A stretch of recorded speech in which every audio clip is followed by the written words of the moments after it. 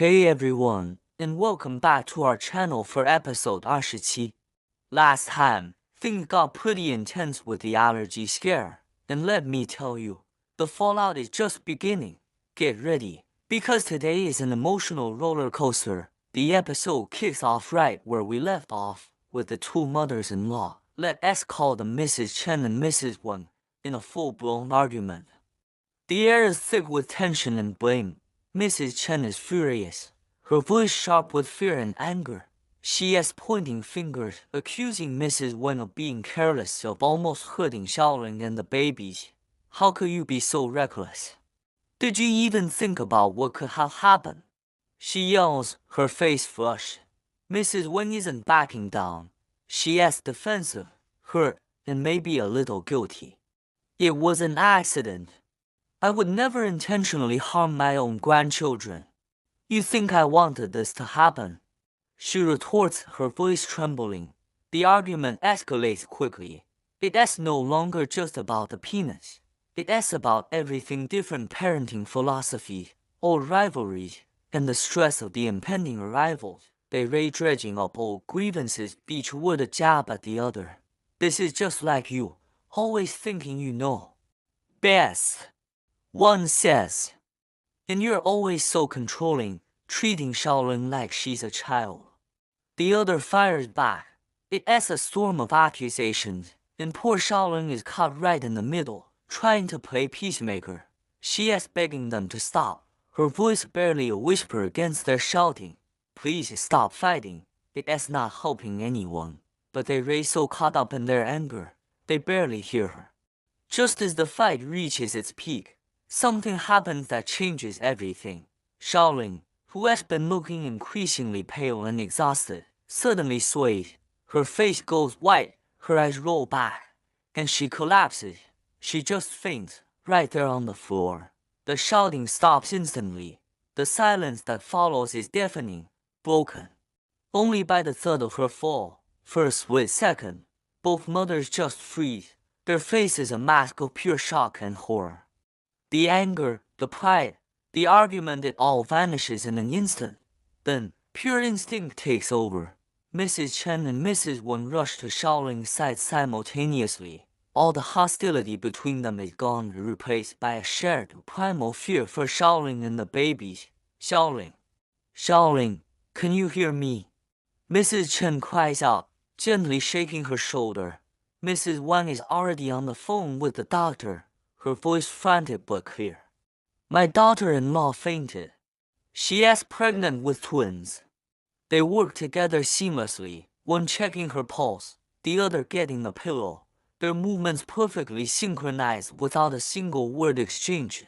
In that moment of crisis, they are not rivals. They are a team. They are grandmothers, united by their love for their family. Thankfully, Xiaoling comes to after a few moments. She is weak and disoriented, but she is okay. The doctor on the phone explains it as likely just exhaustion from the pregnancy, especially with twins, combined with the stress of the argument. He advises rest in a calm environment. As Xiaoling rests on the sofa, the two mothers look at each other. The anger is gone, replaced by shame and regret. They see the pale, exhausted face of their daughter-in-law, and it hits them like a ton of bricks. They see the real-life consequences of their fighting. It wasn't about winning an argument. It was about the well-being of Xiaoling and the precious lives she is carrying. The scare was the wake-up call they desperately needed. A long, heavy silence hangs in the air. Finally, Mrs. Chen breaks it, at her voice soft and full of remorse. I'm sorry, she says, looking directly at Mrs. Wang. I was so scared, and I took it out on you. It wasn't your fault. Tears well up in Mrs. Wang's eyes as she shakes her head. No, I'm the one who should be sorry. I should have been more careful. All that matters is that Xiaoling and the babies are okay. We can't do this to her. We have to do better. It is a powerful, honest moment. They finally understand that their rivalry is petty and destructive. The only way forward is to work together, to be a united front for the family that's about to get bigger. They realize their real priority isn't being right. It as being there for their children, to seal this newfound truce. They decide to do something together. They head into the kitchen, the former battleground, and decide to cook a nutritious meal for Xiaoling. This time, there's no competition. They share ingredients. They discuss the recipe. They even laugh a little. Mrs. Wang shows Mrs. Chen a trick for chopping vegetables, and Mrs. Chen shares her secret for making the perfect broth.